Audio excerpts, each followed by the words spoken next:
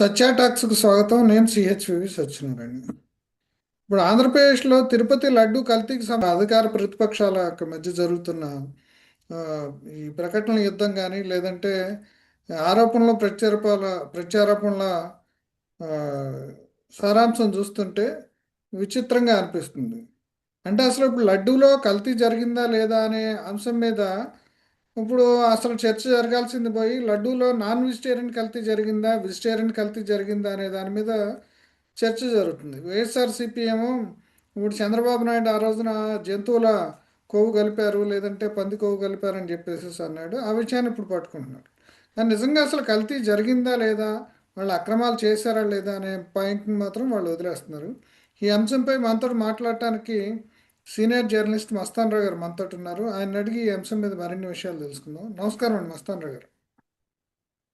నమస్తే అండి. నమస్తే అండి. అదే అండి, ఇప్పుడు 2-3 రోజుల నుంచి ఈ సిట్కి సంబంధించిన ఆ, దర్యాప్తు నడుస్తుంది. ఆ, అదే దాని నివేదిక వచ్చిందని చెప్పేసి దాంట్లో పూర్తి వివరాలు బయటకు రాకపోయినా సరే దాని మీద అధికార ప్రతిపక్షాల మధ్య చర్చ జరుగుతుంది. దీని మీద మీరు ఏం చెప్తారు? నమస్తే అండి. ఇప్పుడు ప్రపంచవ్యాప్తంగా హిందువులకు సంబంధించి ఒక ప్రధానమైన పెద్ద ఆలయం ఏదైనా ఉంది అంటే అది తిరుమలలోని వెంకటేశ్వర స్వామి ఆలయం.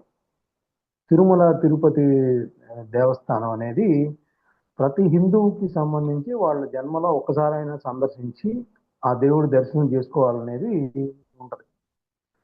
సో ఆయన కోసం మొక్కులు మొక్కుంటారు, నిలువు దోపిడీలు ఇస్తుంటారు. వాళ్ళ ఇంట్లో ఏ మంచి కార్యం జరిగినా కూడా కొంత తీసి ఆయన హుండీలో వేయాలని ఒక సాంప్రదాయాలు కూడా కొన్ని కొన్ని కుటుంబాల్లో ఉంటుంది. సో కోట్లాది మంది ఆరాధ్య దైవం కలియుగ వైకుంఠంగా పిలుస్తాం తిరుమలని.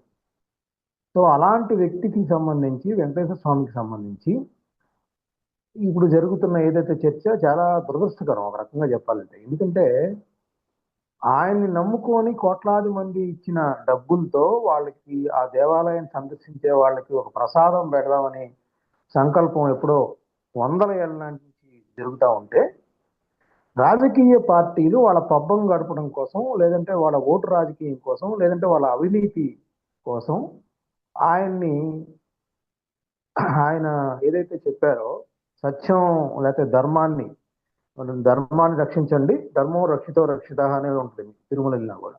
అదే. అలాంటిది అన్ని విధాల వైలేట్ చేస్తూ ఆ విధమైన దుస్థితికి ఈరోజు తీసుకొచ్చారంటంలో ఎటువంటి సందేహం లేదు. ఇక విషయానికి వద్దాం మనం. ఇప్పుడు తిరుమల తిరుపతి దేవస్థానంలో ప్రధానమైన ఆరోపణ ఏంటంటే చంద్రబాబు నాయుడు గారు 2024లో ఆయన ఒక ఆరోపణ చేశారు. ఏంటి? స్వామివారి ప్రసాదం లడ్డూ ప్రసాదంలో ఉపయోగించే నెయ్యిలో జంతువుల కొవ్వు కలిసింది, ఎలాంటి దుర్మార్గానికి పాల్పడ్డారనేది ఆయన మంగళగిరిలో శాసనసభ పక్షం ఏర్పాటు చేసినప్పుడు ఆయన మాట్లాడిన మాటల్లో ద్వారా ప్రపంచానికి తెలియటం, ప్రపంచంలో అందరూ భక్తులు కూడా మనోభావాలు దెబ్బతింటాం, దాని మీద ఎందుకు ఇలా జరిగింది, ఏంటి, ఎవరు చేశారు ఈ తప్పు అని చెప్పేసి అప్పటి నుంచి ప్రారంభమైంది రగడంతా కూడా. సో దానికి తర్వాత కొనసాగింపుగా పవన్ కళ్యాణ్ గారు వెళ్ళి ప్రాయశ్చిత్త దీక్ష చేయటం, దానికి సంబంధించి సనాతన ధర్మం అసలు ఆయనైతే తిరుమల తిరుపతి దేవస్థానాన్ని అసలు ఒక హిందూ ధర్మకర్తల మండలికి అప్పచెప్పాలనేది కూడా ఒక ప్రతిపాదన కూడా చేసేంత వరకు కూడా వెళ్ళిపోయింది. ఈవెన్ సుప్రీంకోర్టుకి ఆ తర్వాత కాలంలో వెళ్ళి సుప్రీంకోర్టు కూడా చివాట్లు పెట్టిన పరిస్థితి భక్తుల మనోభావాల విషయంలో. ఇప్పుడు ఈ ప్రధానమైన అంశం ఏంటంటే నేషనల్ అంటే ఎన్డీడీబీ, నేషనల్ డైరీ డెవలప్మెంట్ బోర్డుకి సంబంధించిన ల్యాబ్లో ఒక తిరుపతి దేవస్థానము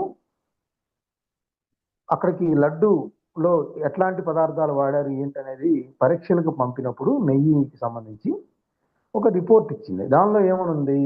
జంతువుల కొవ్వు ఉండే జంతువులు అంటే యానిమల్ ఫ్యాట్ అని కాకుండా అక్కడ వెజిటబుల్ ఫ్యాట్ ఉండే అవకాశాలు ఉన్నాయి అనేది ఆ రోజు చెప్పిన పరిస్థితి. సో ఆ based on that Chandrababu Naidu గారు దాన్ని కొనసాగింపు జంతువుల కొవ్వు కూడా కలిపి ఉండొచ్చు అనేది ఆయన అంటాం. వెజిటేబుల్ దాన్ని గారు ఇదే జంతువుల కొవ్వు ఉందనే లాగా రిపోర్ట్ ఉందనుకున్నారు. అదే సార్, అదే యానిమల్ ఫ్యాట్ అన్నారు. తర్వాత అంటే నేను అనేది ఏంటంటే కొన్ని రకాలైన, ఇప్పుడు జగన్మోహన్ రెడ్డి గారు ప్రెస్ మీట్ లో కూడా గతంలో చెప్పారు ఆ ల్యాబ్ రిపోర్ట్ ఆధారంగా కొన్ని రకాలైన వస్తువులు ఆవు తింటే గనక ఇలాంటి రిపోర్ట్ రావడానికి అవకాశం ఉంది అనేది కూడా ఆయన వ్యాఖ్యానించారు ఆయనకున్న ఆ పరిజ్ఞానాన్ని బట్టి. అదే సో ఆ జంతువుల కొవ్వు అంటే ఇక్కడ ప్రధానమైనది ఏంటంటే గతంలో టీటీడీ మెంబర్గా పనిచేసిన ఆయన పేరు కృష్ణమూర్తి గారు అనుకుంటా, తిరుపతికి చెందిన ఆయన. ఆయన కూడా చెప్పారు ఏంటి, వీళ్ళ దగ్గర అసలు పాలే లేవు, పాలు లేకుండా ఈ విధంగా నెయ్యి తయారు చేయటం ద్వారా వాళ్ళు దానిలో రకరకాల ఈస్టర్న్ కలుపుతూ ఉంటారు. అట్లాంటి వాటి ద్వారా కూడా అది కొవ్వుతో తయారైంది కాబట్టి అలా ల్యాబ్లో రిపోర్ట్ వచ్చేందుకు అవకాశం ఉందండి. అంటే ఎందుకు సార్ ఇప్పుడు మనం చర్చించుకుంటున్న SIT report, CBI SIT report ఏదైతే సుప్రీంకోర్టుకి దాదాపు 600 పేజీలో సమర్పించారన్నారు కదా, దానిలో కూడా ఏముంది, 10% కంటే తక్కువ కొవ్వు పదార్థాలు కలవడానికి అవకాశం ఉంది అనేది కూడా ఉంది దానిలో. అదే సో దానిలో క్లారిటీ లేదు. అంటే ఏంటంటే వాళ్ళకి ఉన్న ఆ మిషనరీ, ఆ టెక్నాలజీలో అంతకు మించి కనపడే అవకాశాలు లేవంట. ఇంకా వాళ్ళ లోతుకి వెళ్తలేదు వాళ్ళు. అదే అయితే వాళ్ళు ఒకటి తేల్చారండి. ఇప్పుడు సమస్య ఏంటంటే, ఇప్పుడు వైఎస్ఆర్సీపీ తెలుగుదేశం పార్టీ మధ్య లేకపోతే కూటమి సర్కారు మధ్య జరుగుతున్న వారంతా ఏంటి అంటే, వాళ్ళేమో జగన్మోహన్ రెడ్డి ప్రభుత్వానికి క్లీన్ చిట్ ఇచ్చారు సిబిఐ సిట్ రిపోర్ట్ లో, అక్కడ జంతువులు కొవ్వు లేదు అని అన్నారు. చంద్రబాబు నాయుడు అన్నారు కాబట్టి ఆయన క్షమాపణ చెప్పాలి, ఇప్పుడు ప్రాయశ్చిత్త శిక్షలు వాళ్ళు చేసుకోవాలి, పవన్ కళ్యాణ్ గారు బయటకు వచ్చి చెప్పండి అనేది వాళ్ళ డిమాండ్.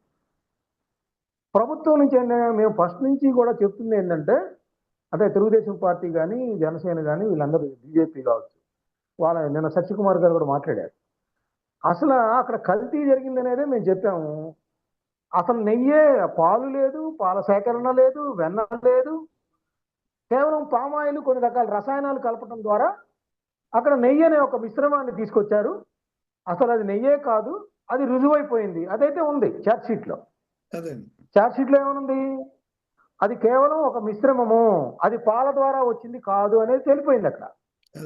అంటే ఖచ్చితంగా అక్కడ ఆ ఏదైతే ఛార్జ్ షీట్లో మెన్షన్ చేశారో ఆ సంవత్సరాల మధ్యలో తయారైన దాదాపు కొన్ని కోట్ల లడ్లు ఏదైతే ఉన్నాయో ఆ లడ్లన్నీ కూడా ఈ పామాయిల్ రసాయనాలు కలిసిన మిశ్రమంతో తయారు చేయబడింది తప్పితే, ఏదైతే వందల ఏళ్ల నుంచి లడ్డు ప్రసాదంలో ఆవు నెయ్యి వాడుతున్నారో ఆవు నెయ్యి అనేది రేసమెత్తు కూడా లేదు అనేది అయితే ఖచ్చితంగా తేలిపోయింది. ఇప్పుడు జగన్మోహన్ రెడ్డి గారు వాళ్ళ పార్టీ ప్రచారం ప్రారంభించినట్టు ఏమన్నారు, ఈ మామూలుగా అయితే ఏమో జంతు కొవ్వు అన్నారు, అదేం లేదు, ఇక్కడ కనపడతలేదు, అది తేలిపోయింది అని అంటూనే అక్కడ కల్తీ జరిగింది, అక్కడ అసలు నెయ్యే లేదు, పాల సేకరణ లేదు, కాబట్టి దానిలో ఎవరైనా దోషులుగా ఉంటే వాళ్ళని కూడా శిక్షించండి అని కనుక వైఎస్ఆర్సీపీ కానీ జగన్మోహన్ రెడ్డి గారు కానీ బహిరంగంగా ప్రకటిస్తే, సో వాళ్ళంతా నిజాయితీగా మాట్లాడుతున్నారు అనేది ఉంటుంది. వాళ్ళ అనుకూల మీడియాలో చూస్తే అసలు 36 ఒకటి సత్యనారాయణ గారు, అసలు 36 మందిని ఎందుకు అరెస్ట్ చేశారు చెప్పండి, నిందితులు ఎవరు? 36 మందిని అరెస్ట్ చేశారు కదా, కొన్ని కోట్ల రూపాయలను కూడా సీజ్ చేశారు కదా, మరి ఏమీ జరగకుండా, కల్తీ జరగకుండా ఎందుకు అరెస్ట్ చేశారనే విషయం వైఎస్ఆర్సీపీ అనుకూల మీడియాలో కానీ జగన్మోహన్ రెడ్డి గారి మాటల్లో కానీ ఎక్కడా లేదు. చెప్పాలి కదా, మనకి భక్తులందరికీ కావాల్సింది ఏంటండి, అక్కడ ఒక కల్తీ జరిగింది, దానిలో దోషులు ఎవరైనా ఉంటే శిక్ష పడాలనేది అందరూ కోరుకుంటారు. చంద్రబాబు నాయుడు గారు జంతువులు కొవ్వు అని చెప్పడానికి కూడా ఎవరు ఒప్పుకోరు, అది నిజం కాకపోతే. అంటే ఇప్పుడు కల్తీ జరిగిందా లేదా అనే అంశం నుంచి తప్పించుకోవడం కోసం ఇప్పుడు చంద్రబాబు నాయుడు ఈ జంతువుల కొవ్వు గురించి మాట్లాడాడు, అది లేదు అనేది ఇప్పుడు వాళ్ళు మాట్లాడుతున్నారు నాటకీయంగా వైఎస్ఆర్సీపీ వాళ్ళు. తప్పులేదు సార్, తప్పులేదు, మాట్లాడచ్చు, మాట్లాడాలి కూడా, ఓకే. చంద్రబాబు నాయుడు గారు అన్నట్టుగా లేదు, కరెక్టే, కానీ ఆ తర్వాత వదిలేస్తున్నారు ఎట్లా? అసలు సుప్రీంకోర్టు ఒక తీర్పు ఇస్తూ చెప్పింది, అసలు పాల పదార్థాలకు సంబంధించి ఎవరైనా కల్తీ చేసి ఉంటే, దానికి పాల్పడి ఉంటే వాళ్ళకి జీవితాంతం జైల్లో ఉండే శిక్ష వేయాలనేది చెప్పింది, లైఫ్ వేయాలని. మరి అది కదా అసలైంది, ఆహార పదార్థాలని, ప్రజలు తినే ఆహార పదార్థాలను కల్తీ చేయటం, అందులో ఒక సెంటిమెంట్తో ముడిపడి ఉన్న అంశంలో కల్తీకి పాల్పడటం, దానిలో 250 కోట్ల రూపాయల మేర దానికి సంబంధించిన తిరుమల తిరుపతి దేవస్థానం నిధులు అవినీతిమయం కావటం, ఇది కదా సమస్య. సరే జంతువుల కొవ్వుది ఏం జరిగిద్దా, అది ఓకే.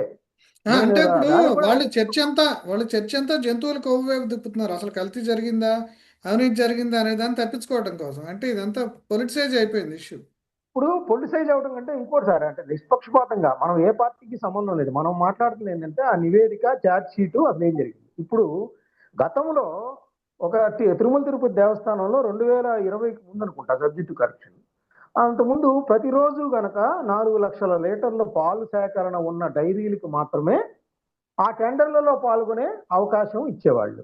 అదే దాన్ని వైవి సుబ్బారెడ్డి గారు నేతృత్వంలోని పాలక మండలి వచ్చాక ఆ ఆ నిబంధనను తొలగించేశారు. ఆ నిబంధనను తొలగించేసేసి ఏ డైరీలైనా పాల్గొనొచ్చు అనేది అన్నప్పుడు అదే ఈ డైరీ వచ్చి చేరింది దీనిలో. ఆ డైరీ ద్వారానే ఇప్పుడు ఈ కల్తీ అంతా జరిగింది. అంటే ఇప్పుడు మనం తేలాల్సిన అంశం ఏంటి, అసలు వైవి సుబ్బారెడ్డి గారు, అంటే వైవి సుబ్బారెడ్డి గారిని ఇక్కడ ఎందుకు పేర్కొనాలంటే, వైవి సుబ్బారెడ్డి గారి దగ్గర పనిచేసిన అప్పన్న, చిన్న అప్పన్న అనే వ్యక్తి తమను సంప్రదించాడని, తమను ఇంత డబ్బులు అడిగారని, కిలోకి ఇంతని అడిగారని, దానికి ఇంత డబ్బులు ఇవ్వడం జరిగింది అనేది కూడా ఇదే ఛార్జ్ షీట్ సందర్భంగా ముందు సిబిఐ సిట్లో వాళ్ళు పేర్కొన్నారు. ఆయన దగ్గర నుంచి కూడా దాదాపు 4.5 కోట్ల రూపాయలు సీజ్ చేశారు. అదే అంటే చిన్న అప్పన్న గారు ఏంటయ్యా అంటే సుబ్బారెడ్డి గారు పిఏ అండి అని చెప్పేసి టీటీడీ జనరల్ మేనేజర్ కూడా చెప్పిన పరిస్థితి ఉంది. సో అదే అందువల్లే మేము కూడా ఆయనకి కావాల్సిన సమాచారం కూడా అందించామనేది కూడా వాళ్ళు చెప్పారు. ఇప్పుడు సుబ్బారెడ్డి గారు బయటకు వచ్చి చెప్పాలి. అసలు సుబ్బారెడ్డి గారు ఇప్పుడు ఏదో సుప్రీంకోర్టుకి వెళ్తాను, ఆ కోర్టుకి వెళ్తాను, అది కాదండి. సుబ్బారెడ్డి గారు ఆ 4,00,000 లీటర్ల నిబంధనని ఎందుకు ఎత్తివేశారు? ఈ బోలేబాబా డైరీ కోసం చేశారా, లేకపోతే విస్తృత స్థాయిలో వేరే డైరీలన్నీ పాల్గొంటాయి, కాంపిటీషన్ ఎక్కువగా ఉండే కొద్ది మాకు కొద్దిగా తక్కువ ధరకు వస్తుందని చేశారా, లేకపోతే ఇలా బోలేబాబా డైరీకి ఎవరన్నా ఆబ్లిగేట్ చేశారా? ఈ విషయాన్ని సుబ్బారెడ్డి గారు బహిరంగంగా చెప్పాలి. మరి చిన్నప్పన్న అనే వ్యక్తికి కోట్లాది రూపాయలు ఎలా వచ్చినాయో కూడా సుబ్బారెడ్డి గారు కూడా చెప్పాల్సిన అవసరం ఉంది. అదే సుబ్బారెడ్డి గారు ఏమీ తెలియదు, నేను సుప్రీంకోర్టుకి వెళ్తాను, నేను నిజాయితీ నిరూపించుకున్న తర్వాత అండి మీ పాత్ర గురించి, మీ దగ్గర పనిచేసే వ్యక్తి గురించి ఆల్రెడీ అక్కడ ఉన్న తిరుమల తిరుపతి దేవస్థానం డైరీ బోర్డులు వాళ్ళందరూ కూడా జనరల్ మేనేజర్కి సంబంధించి ఆ డైరీతో సంప్రదింపులు అవన్నీ కూడా జరిగినాయి, అన్ని పెట్టింది, ఏకరువు పెట్టింది. సుబ్బారెడ్డి గారు బయటకు వచ్చి వాస్తవాలు చెప్పాలి. అంటే సుప్రీంకోర్టు అక్కడే ఈ సందర్భం ఇంకో కేసును కూడా కంపేర్ చేస్తున్నానండి దీంతో. అంటే ఢిల్లీలో చెప్పండి కేజ్రీవాల్ సార్. కి సంబంధించిన ఈ మద్యం కుంభకోణం కేసులో కూడా ఇట్లాగే పాలసీ మార్చడం అనే పాయింట్ మీద ఆయన్ని మీద కేసు పెట్టారు, జైల్లో వేశారు. కాబట్టి ఇక్కడ కూడా వీళ్ళు పాలసీ మార్చారు అనే దాని మీద కూడా ఒక కేసు పెట్టాలని కొన్ని పత్రికల్లో వాటిలో కూడా వార్తలు వస్తున్నాయి. అంటే ఇక్కడ నేను చెప్తాను సార్, మనం విస్తృతంగా విశ్లేషించాలి. సిబిఐ కానీ కేంద్రం ఇప్పుడు మమతా బెనర్జీ ఏం చెప్తుంది, సిబిఐ కానీ ఇంకొక కేంద్ర సంస్థలు కానీ ఎన్ఫోర్స్మెంట్ డైరెక్టరేట్లు కానీ వాళ్ళకి అనుకూలంగా లేని వాళ్ళ మీద, అంటే ప్రత్యర్థుల మీద ప్రయోగిస్తుంది అనేది ఆమె ఆరోపణ. కేజ్రీవాల్ కూడా అదే ఆరోపించారు. అదే కేజ్రీవాల్ గారు చేసింది ఏంటి, మద్యానికి సంబంధించి పాలసీలో మార్పులు తెచ్చారు. అది ఎందుకంటాడు ఆయన, ఢిల్లీలో ఆ ప్రభుత్వానికి ఆదాయం పెంచడానికి అంటాడు. కానీ నువ్వు ఆ పాలసీ మార్చడం వల్లే ఈ కుంభకోణానికి తావిచ్చారు. మీకెవరైతే మీరు లబ్ధి చేకూర్చాలనుకున్నారో వాళ్ళకు అనుగుణంగా మీ పాలసీలో మార్పులు చేర్పులు చేశారు. కాబట్టి మీరు అవినీతికి పాల్పడ్డారు.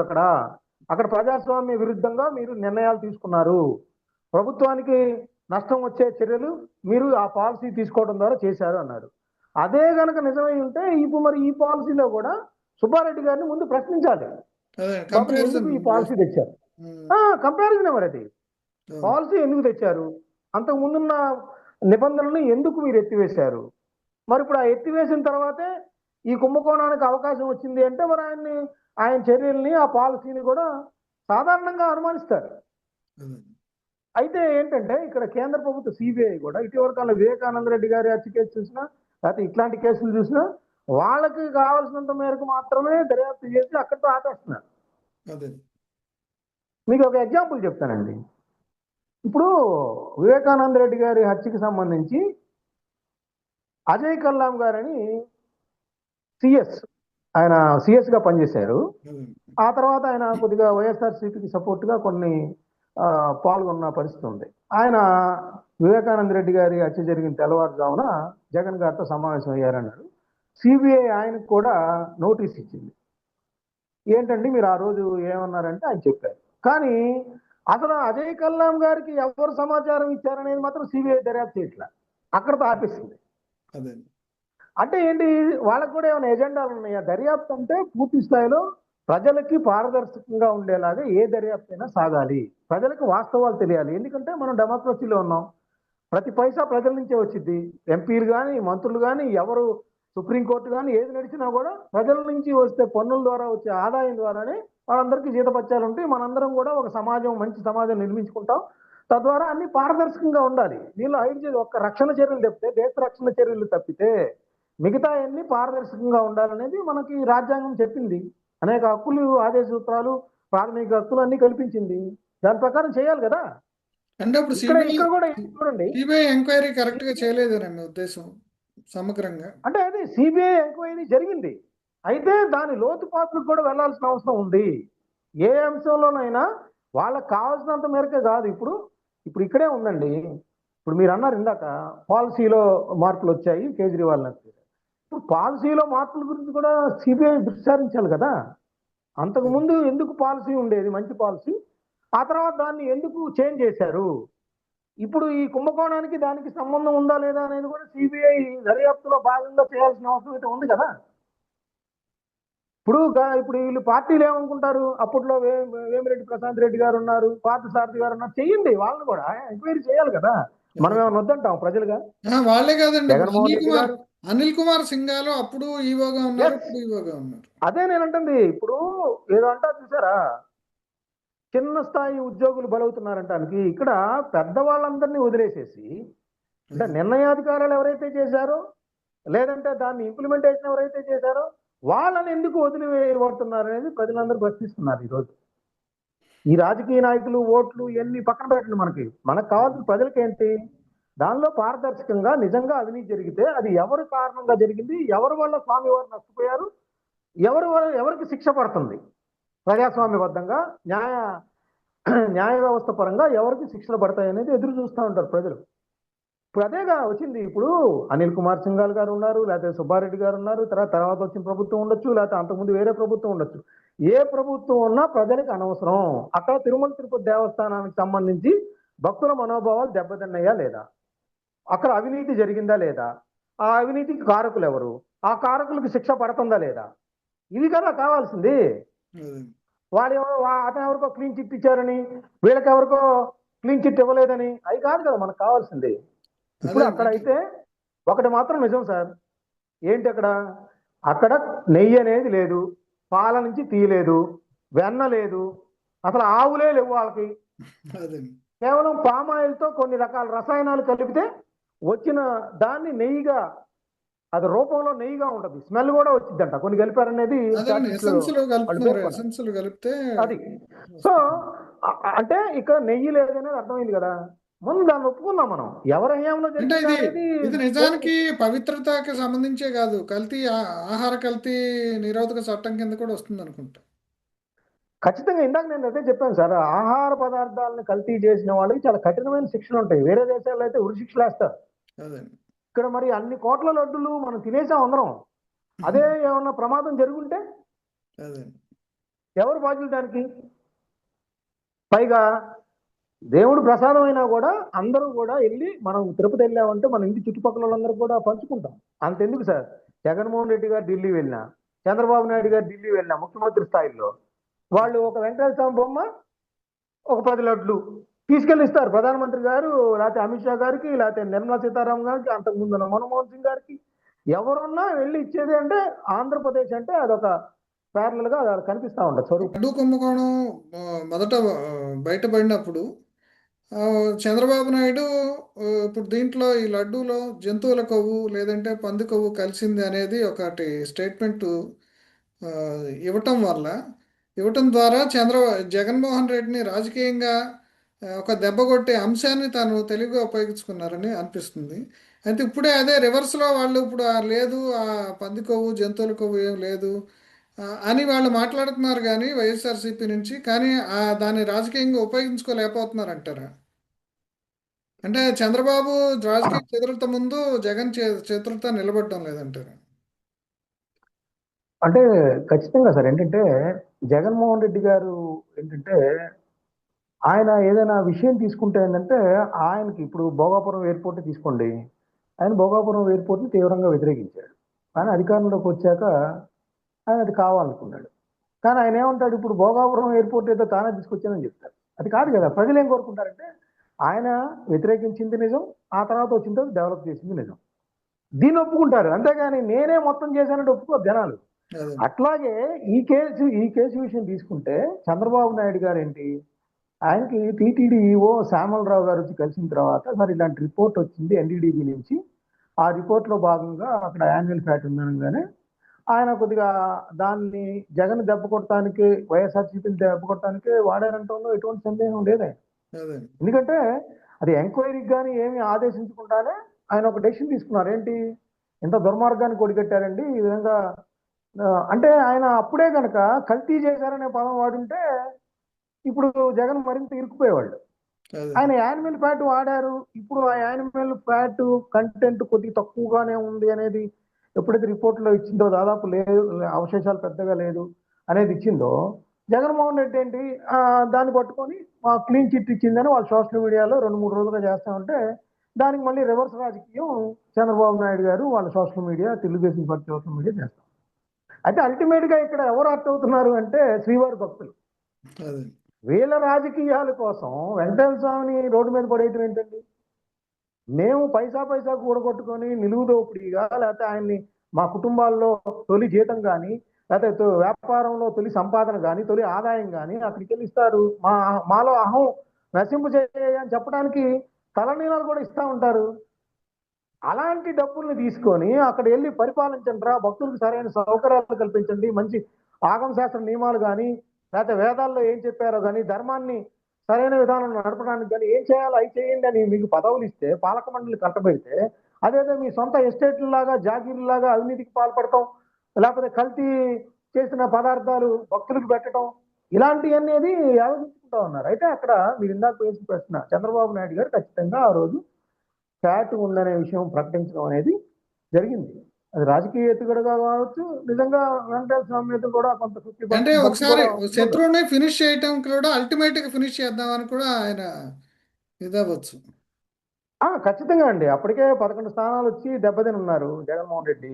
అదే ఆ, ఆ, ఆ జగన్మోహన్ రెడ్డి గారి మీద ఆల్రెడీ కొన్ని రకాలైన, ఆయన హిందూ వ్యతిరేక, అక్కడ సంతకం పెట్టరు, తిరుమల తిరుపతి దేవస్థానానికి వెళ్తే అక్కడ రిజిస్టర్లో సంతకం పెట్టాలి, అన్య మతస్థులు సంతకం పెట్టాలి, ఆయన ఈ అదే రోజు కూడా పెట్టరు.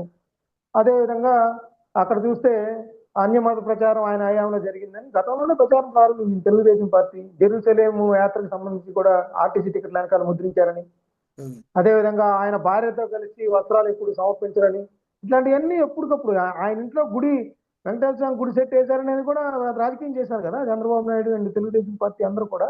అదే ఎవరైతే హిందూ మతస్థులు, కొంతమంది హిందూ ధార్మిక సంఘాల వాళ్ళు కూడా చేశారు. సో అలాంటి పరిస్థితుల్లో ఖచ్చితంగా ఆయనకి అదొక అంది వచ్చిన ఆయుధంగా చంద్రబాబు నాయుడు గారు పరిగణించారు. దానికి సపోర్ట్ గా పవన్ కళ్యాణ్ గారు కూడా ప్రాయశ్చిత్త దీక్ష చేసిన పరిస్థితి, తిరుపతి వెళ్ళి అక్కడ సభ పెట్టి కూడా మాట్లాడిన పరిస్థితి కూడా చూసాం మనం. అదే అయితే ఇక్కడ ఇంకోటి కూడా ప్రస్తావించాలండి. ఇదే సమయంలో కూటమి సర్కారులో కూడా వైకుంఠ ఏకాదశి సందర్భంగా చనిపోయారు. అది కూడా వైఎస్ఆర్సీపీ అది కూడా అందిపుచ్చుకుంది. మరి అంత చేసేవాళ్ళు శ్రీవారి భక్తులు చరిత్రలో ఎప్పుడు లేకుండా ఎందుకు చనిపోవాల్సి వచ్చింది, భక్తులు ప్రాణాలను ఎందుకు బలి పెట్టాల్సి వచ్చింది అనేది కూడా జగన్మోహన్ రెడ్డి గారు కూడా ఎప్పుడు ఊరుకోరు కదా. ఎవరికి అంది వచ్చిన అవకాశాన్ని వాళ్ళు ఆయుధంగా ఉపయోగిస్తూనే ఉంటారు, దానిలో అనుమానం లేదు. అసలు తిరుమల రాజకీయాలు, తిరుమలలో జరిగే ప్రతి పరిణామాన్ని అది రాజకీయం అయిపోవటం అనేది ఇటీవల పెరిగినట్టుందండి బాగా. ఖచ్చితంగా అండి, ఖచ్చితంగా. ఎందుకంటే అక్కడ చూడండి, అక్కడ ఎవరో వచ్చి ఫోటో షూట్ చేశారు, అది పైన డ్రోన్ ఎగరేశారు, అది గోశాలలో గోవులు చనిపోతా ఉన్నాయి, అవి ఇట్లా ఆ వైకుంఠ ఏకాదశిలో చనిపోయారు. ఆ తర్వాత అతను ఎవరో వచ్చి నమాజ్ చేశాడన్నారు, కదండి వెంకటేశ్వర స్వామి ఆలయం దగ్గరికి వచ్చి నమాజ్ చేశారన్నారు.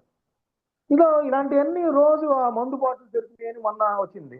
సో అంటే ఏంది, తిరుమల తిరుపతి దేవస్థానానికి సంబంధించి ప్రతి అంశాన్ని వీళ్ళు ఓట్ల రాజకీయం కోసం, వీళ్ళ రాజకీయ ప్రత్యర్థుల వ్యక్తిత్వాన్ని హననం చేయడం కోసం, లేకపోతే వాళ్ళని రాజకీయంగా ఆగదొక్కడం కోసం వాడుతున్నారనే విషయం ప్రజలకు బోధపడింది. దీన్ని ఎవ్వరూ కూడా యాక్సెప్ట్ చేయట్లేదు. ఆ విషయాన్ని రాజకీయ పార్టీలో తెలుగుదేశం కావచ్చు, జనసేన కావచ్చు, బీజేపీ కావచ్చు, వైఎస్ఆర్సీపీ కావచ్చు, అందరూ గ్రహించాల్సిన అంశం ఏంటంటే భక్తుల మనోభావాలు మీ అందరి చేష్టల వల్ల కూడా దెబ్బతింటున్నాయి అనేది గ్రహించాల్సిన అవసరం ఉంది. అదండి సో ఇప్పుడు ఈ విషయానికి వస్తే, ఇప్పుడు ఆ, ఏదైతే మనకి ఇవాళ charge sheet SIT CBI SIT ఇచ్చిందో సుప్రీంకోర్టు ఆదేశాల మేరకు దానిలో ఉన్నదాన్ని అందరూ అంగీకరించాలి. దానిలో కూడా నాకు ఇష్టమైన పార్టీ మాత్రం నా పార్టీ ఓకే చేస్తుంది, నాకు ఇష్టమైన పార్టీని మాత్రం ఈ పార్టీ ఓకే చేస్తుంది ఏంటండి? ఎవరైనా అక్కడ నేరం జరిగితే నేరాన్ని ఒప్పుకోవాలి. అదేండి. మా పార్టీకి అనుకూలంగా కొంత విడగొట్టి నీ పార్టీకి అనుకూలంగా కొంత విడగొట్టి మాట్లాడటాన్ని ఎవరు యాక్సెప్ట్ చేయరు కదా. అదేండి. ఇప్పుడు ఆయనేమో కొవ్వు లేదనే దాన్ని మాత్రమే తీసుకుంటారు జగన్మోహన్ రెడ్డి గారు. అయ్యా బాబు 250 కోట్ల రూపాయల మీద అవినీతి జరిగింది, అక్కడ నెయ్యి విశ్రమ వాడారు, వెన్న లేదు, పాలు లేదు, అక్కడ ఆవులే లేవు, మరి దాని గురించి ఏంటయ్యా? మరి 36 మందిని నిందితులను అరెస్ట్ చేశారు, వాళ్ళేంటి? మీ సుబ్బారెడ్డి గారు పిఏ 4.5 కోట్ల రూపాయలు డబ్బులు స్వాధీనం చేసుకున్నారు. ఆయన ఏదైతే ఈ కల్తీ నెయ్యి పంపించారో వాళ్ళతో సంబంధాలు నిలిపాడు, బేరాలు మాట్లాడాడు, వీటి గురించి మాట్లాడండి అయ్యా అంటే మాట్లాడలేదు. మరి అదేండి. ఏమనాలి జగన్మోహన్ రెడ్డి గారు? ఎస్, అక్కడ చంద్రబాబు నాయుడు గారు అన్న కొవ్వు అనేది లేదు, అందుకు ఆయన క్షమాపణలు చెప్పాలి, డిమాండ్ చేయండి, తప్పులేదు. అదే సమయంలో అక్కడ మా హయాంలో ఎవరైనా మాకు తెలియకుండా ఇలా చేసి ఉంటే వాళ్ళని కూడా శిక్షించండి. దానిలో పాలక మండలి సభ్యులైనా, చైర్మన్ అయినా, అధికారులైనా, లేదా అనిల్ కుమార్ సింఘాలైనా, సుబ్బారెడ్డి గారైనా, లేకపోతే ఇంకెవరైనా అంతకుముందు ప్రభుత్వం ఎవరైనా సరే దీనికి పాల్పడి ఉంటే శిక్షించండి అనే ఒక స్లోగన్ మాత్రం ఇచ్చి ఉంటే ఆయన జనాలందరూ కూడా హర్షిస్తారు జగన్మోహన్ రెడ్డి గారిని. కానీ ఆయన ఓన్లీ చంద్రబాబు నాయుడు గారిని మాత్రమే ఇస్తున్నారు. మళ్ళీ వీళ్ళు ఏమంటారు? చంద్రబాబు నాయుడు గారు కొవ్వు విషయం ప్రస్తావించకుండా అసలు అది నెయ్యి లేకుండా లడ్డు పాలు తయారు లేకుండా చేశారు, పాలు కోట్లాది మందికి లేకుండా పెట్టేశారు అంటున్నారు వాళ్ళు. ఉమ్. ఆ, అంటే నెయ్యి లేదు సార్, పాలు లేకుండా నెయ్యి కాదు, అసలు నెయ్యి అనే పదార్థం లేదంటున్నారు. నెయ్యి లేదు, పాలు, అసలు ఆ వెన్న పాల సేకరణ అనేది లేని డైరీలు. ఆవులు లేవు, పాలు సేకరణ లేదు, వెన్న లేదు, అదే. నెయ్యి పుట్టించారు. మరి ఆ దేవదేవుణ్ణే మోసం చేసేంతంటే మరి వాళ్ళు ఎక్కడికి, వాళ్ళకి మీద ఏ విధమైన పనిష్మెంట్ అనేది వెంకటేశ్వర చెప్పాలి ఈ రోజు. అదే. సుప్రీంకోర్టు కూడా కొంతలో కొంత మన న్యాయ వ్యవస్థ పనిచేస్తున్న ఆయన ముఖ్యమంత్రిగా ఆయన అలాంటి కామెంట్ చేసినా వాటిని ఖండించింది. మేము నిజాలు నిగ్గు తేలుస్తా ఉంది. దానిలో ఫుడ్ కమిటీ వాళ్ళని కూడా నియమించారు, సిబిఐ వాళ్ళని నియమించారు, డైరెక్ట్ గా సిబిఐ ఉన్నతాధికారులు దీనిలో పాల్గొనాలని చెప్పారు. కాబట్టి నేననేదండి, సాధ్యమైనంత త్వరగా వీళ్ళనందరినీ కూడా ఈ దోషులను నిర్ణయించి వాళ్ళకి పనిష్మెంట్ ఇవ్వాలి, మరొకసారి ఈ విధంగా చేయకుండా ఉండాలి అనేది పాయింట్. ఓకే. అలా ఫైనల్ గా అసలు ఈ కేసు ఫేట్ ఏమైతుందంటారు? అసలు ఆ దోషులకు శిక్ష పడుతుందా, లేదంటే ఈ రాజకీయాలు ఆరోపణలు ప్రత్యారోపణలతోటే సరిపుచ్చుకుంటారంటారా? అంటే ఇక్కడ రెండు సమాధానం సార్. ఏంటంటే అసలు తిరుమల తిరుపతి దేవస్థానాన్ని రాజకీయ పునరావాస కేంద్రంగా మార్చారండి, దీనిలో సందేహం లేదు. అప్పటి నుంచే ఇలాంటి అరాచకాలు, దౌర్జన్యాలు, దురాగతాలు, లేకపోతే అవినీతో, లేకపోతే అపసవ్య నిర్ణయాలు, భక్తుల మనోభావాలను దెబ్బతీసే నిర్ణయాలు, ఇలాంటివన్నీ జరుగుతూ ఉన్నాయి. అదే. సుబ్బారెడ్డి గారికి ఏమో రాజ్యసభ సీటో లోక్సభ సీటో ఇవ్వలేదని తీసుకెళ్ళి అక్కడ పెట్టారు అకామిడేషన్. మన పేపర్లో చదివాం ఇవన్నీ కూడా. అదే. అంతకుముందు యనమల గారి వియంకుడు అని చెప్పేసి పుట్టా సుధాకర్ యాదవ్ గారిని ఏమో చంద్రబాబు నాయుడు గారు నియమించారు. అంతకుముందు కాంగ్రెస్ పార్టీ సుబ్బరామరెడ్డి గారిని నియమిస్తే ఆయన సినిమా యాక్టర్లందరినీ రోజు పదే తిరుమల యాత్రలు జరిపి వాళ్ళకే దర్శనాలు చేయించేవాళ్ళు. ఇప్పుడైనా అంతే, పలుకుబడి ఉన్న వాళ్ళకే దర్శనం, లెటర్ ఉంటేనే దర్శనం అనే స్థితికి తెచ్చారండి తిరుమల తిరుపతి దేవస్థానానికి వెళ్ళాలంటే.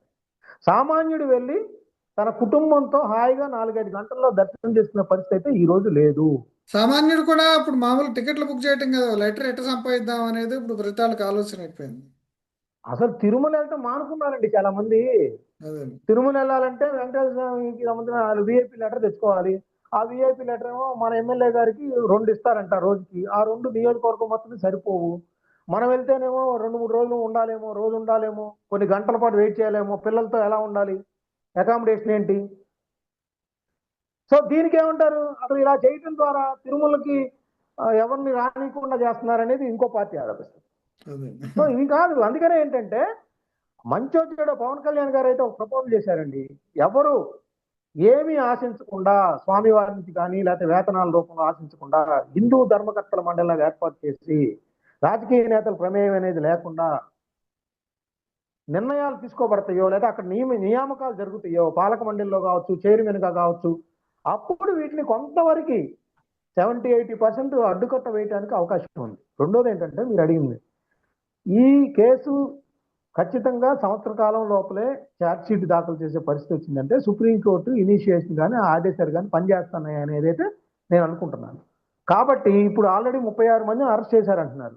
వాళ్ళు కొన్ని కోట్ల రూపాయలు తీసుకున్నారంటున్నారు, స్వాధీనం చేసుకున్నారంటున్నారు. అయితే కేవలం ఈ 36 మంది చిన్న పాత్రధారులేనా? అసలు సూత్రధారులు ఎవరు? ఈ పాలసీ రూపొందించడానికి ఈ కుంభకోణానికి సంబంధం ఉందా లేదా? సుబ్బారెడ్డి గారు కూడా నోరు తెరిచి బయటికి ఏమైనా చెప్పించే అవకాశాలు ఉన్నాయా? ఎందుకంటే వాళ్ళ పిఏ దానిలో పట్టుబడ్డారనేది చెప్తున్నారు కాబట్టి. అదండి. సో ఇలాంటి విషయాలను కూడా సుప్రీంకోర్టు దర్యాప్తులో చేర్చి లోతైన దర్యాప్తు జరిపి దీనిలో దోషుల్ని శిక్షించే విధంగా ఖచ్చితంగా ఆదేశాలు వస్తాయని నేనైతే అనుకుంటున్నాను. ఎందుకంటే సుప్రీంకోర్టు ఈ విషయాన్ని ఇంతటితో వదిలిపెట్టింది అని నేను అనుకోవట్లేదు. ఓకే. మరోసారి ఇక్కడ పునరావృతం కాకుండా వెంకటేశ్వర స్వామి భక్తుల మనోభావాలు ఏమాత్రం దెబ్బతినకుండా జాగ్రత్తలు తీసుకునే విధంగా సుప్రీంకోర్టు ఆదేశాలు ఉంటాయి. త్వరలోనే అది కేవలం 3 నెలలు 6 నెలల లోపలే ఇదంతా జరుగుతుందని నేనైతే అనుకుంటున్నాను. ఓకే అండి. థ్యాంక్ యూ అండి మస్తాన్ గారు. నమస్తే.